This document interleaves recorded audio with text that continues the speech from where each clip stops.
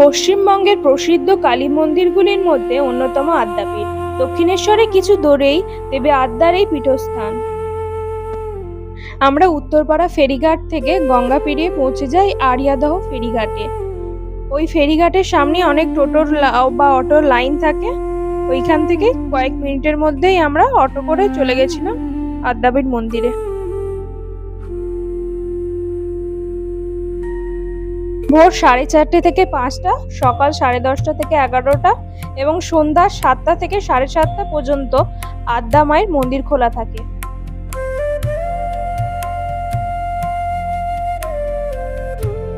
প্রতিদিন হাজার হাজার মানুষ শুধু পুজো দিতে নয়, মানসিক শান্তির খোঁজেও আসেন এখানে। এখানে ভোগ প্রসাদেরও সুন্দর ব্যবস্থা রয়েছে। সেই ভোগ প্রসাদ গ্রহণের সম্পূর্ণ অভিজ্ঞতা আমরা পরবর্তী ভিডিওতে দেব।